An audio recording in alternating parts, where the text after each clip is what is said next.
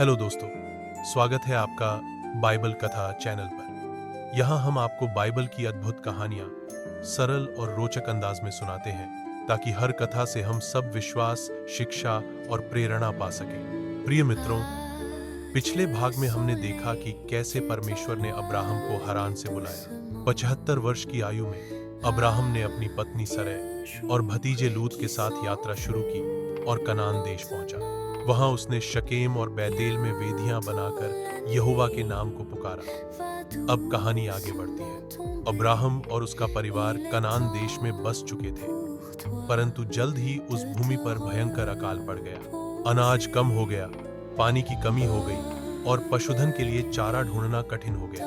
Abraham को लगा कि अपने परिवार और पशुधन की रक्षा के लिए उसे कहीं और जाना पड़ेगा। तब उसने निर्णय लिया कि वे सब मिस्र की ओर जाएंगे, क्योंकि वहां नील नदी के कारण अन्न और जल प्रचुर मात्रा में मिलता था। जब अब्राहम मिस्र के निकट पहुंचा तो उसके मन में भय उत्पन्न हुआ। उसकी पत्नी सरै बहुत सुंदर थी। अब्राहम ने सरै से कहा, मैं जानता हूं कि तू अति सुंदर स्त्री है। जब मिस्री तुझे देखेंगे तो कहेंगे यह इसकी पत्नी है और मुझे मार डालेंगे, परंतु तुझे जीवित रखेंगे। इसलिए कृपया तू कह देना कि तू मेरी बहन है, ताकि तेरे कारण मेरे साथ भलाई हो और मेरा जीवन बचा रहे। अब्राहम का यह निर्णय उसके भय को दर्शाता है। वह परमेश्वर की सुरक्षा पर विश्वास रखता था, परंतु मनुष्य होने के कारण डर भी गया। जब अब्राहम अपने परिवार और काफले के साथ मिस्र पहुंचा तो वहां के लोग सरै की सुंदरता को देखकर चकित रह गए। उस समय मिस्र एक समृद्ध और शक्तिशाली राज्य था। नील नदी के कारण वहां हरियाली, अन्न और संसाधन प्रचुर मात्रा में थे। लोग बाहर से आए यात्रियों पर बहुत ध्यान देते थे। जैसे ही अब्राहम और उसका परिवार शहर में दाखिल हुआ, लोगों की नजरें सरै पर टिक गई। उसकी सुंदरता इतनी अद्वितीय थी कि उसकी चर्चा जल्दी ही फिरौन के महल तक पहुंच गई। फिरौन के अधिकारी, जो हर सुंदर स्त्री को राजा के लिए चुनते थे, उन्होंने सरै को देखा और तुरंत राजमहल में ले गए। यह अब्राहम के लिए सबसे कठिन क्षण था। बाहर से देखकर तो लोग सोचते होंगे कि अब्राहम को आदर मिल रहा है, क्योंकि उसे भेड़, बकरियां, गाय, बैल, गधे, ऊंट, दास, दासियां और धन दिया गया। लेकिन भीतर से उसका मन टूटा हुआ था, क्योंकि उसकी पत्नी सरै अब उसके पास नहीं थी, बल्कि फिरौन के महल में चली गई थी। अब्राहम शायद सोच रहा होगा, कहीं मेरे डर के कारण मैंने गलती तो नहीं की? क्या सच बताना ही सही होता?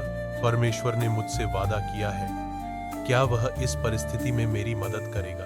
यह समय अब्राहम के विश्वास की परीक्षा थी। मानव दृष्टि से वह कठिन परिस्थिति में फंस गया था। धन तो मिला, पर उसकी पत्नी उससे अलग हो गई। अब्राहम की पत्नी सरै फिरौन के राजमहल में पहुंच गई थी। दुनियावी दृष्टि से देखें तो यह बहुत ही खतरनाक स्थिति थी। फिरौन के पास शक्ति थी, सेना थी और उसके आदेश को कोई रोक नहीं सकता था। ऐसा लग रहा था कि अब्राहम अपनी पत्नी को हमेशा के लिए खो देगा। लेकिन परमेश्वर, जो वचन देने में विश्वास योग्य है, उसने अब्राहम और सरै की रक्षा के लिए स्वयं हस्तक्षेप किया। बाइबल कहती है, यहोवा ने सरै के कारण फिरौन और उसके घराने पर बड़ी बड़ी विपत्तियां भेजी। राजमहल में अचानक अजीब अजीब बीमारियां और विपत्तियां आने लगी। सेवक बीमार पड़ने लगे, महल में अराजकता फैल गई और फिरौन समझ नहीं पा रहा था कि यह सब क्यों हो रहा है। धीरे धीरे फिरौन को पता चला कि इसका कारण सरै है और सरै की सच्चाई सामने आ गई। फिरौन को यह एहसास हुआ कि सरै अब्राहम की पत्नी है, न कि केवल बहन। क्रोधित और आश्चर्यचकित होकर उसने अब्राहम को बुलाया और कहा, तूने मुझसे यह क्यों छुपाया कि वह तेरी पत्नी है? तूने क्यों कहा कि वह मेरी बहन है? देख, तेरी पत्नी यहाँ है, उसे ले और यहाँ से निकल जा। फिरौन ने उनके साथ बुरा व्यवहार नहीं किया, बल्कि उन्हें सुरक्षित जाने दिया। इतना ही नहीं, वह उन्हें बहुत सी वस्तुओं और धन संपत्ति के साथ विदा करता है। अब्राहम, सरै और उनके साथी लोग मिस्र से निकलकर फिर से कनान देश की ओर लौट आए। उनके पास अब पहले से अधिक धन, संपत्ति, पशु और सेवक हो गए थे। इससे यह भी स्पष्ट होता है कि परमेश्वर अपने लोगों को विपत्ति से निकालने के साथ साथ आशीष भी देता है। अब्राहम और सरै की मिस्र की यात्रा हमें यह गहरी शिक्षा देती है कि जब इंसान डर और अधूरे सच पर भरोसा करता है तब मुश्किलें बढ़ जाती हैं, लेकिन परमेश्वर कभी अपने चुने हुए लोगों को नहीं छोड़ता। उसने अब्राहम और सरै की रक्षा की और उन्हें और भी आशीषों के साथ वापस कनान लौटा दिया। यह हमें याद दिलाता है कि परमेश्वर हमारे डर और कमजोरी में भी हमारे साथ खड़ा रहता है, और अगर हम पूरी तरह उस पर भरोसा करें तो वह विपत्तियों को भी आशीष में बदल देता है। इसलिए हर परिस्थिति में हमें अपने विश्वास को मजबूत रखना चाहिए और सच्चाई में चलना चाहिए। दोस्तों, अगले भाग में हम देखेंगे कि जब अब्राहम मिस्र से लौटकर कनान पहुंचा तो वहां क्या हुआ। हम जानेंगे कि अब्राहम और उसके भतीजे लूत के बीच कैसे अलगाव हुआ और परमेश्वर ने अब्राहम को कितनी अद्भुत प्रतिज्ञाएं दी। साथ ही यह भी समझेंगे कि अब्राहम का विश्वास कैसे और मजबूत हुआ और उसके जीवन में परमेश्वर की योजना कैसे आगे बढ़ी।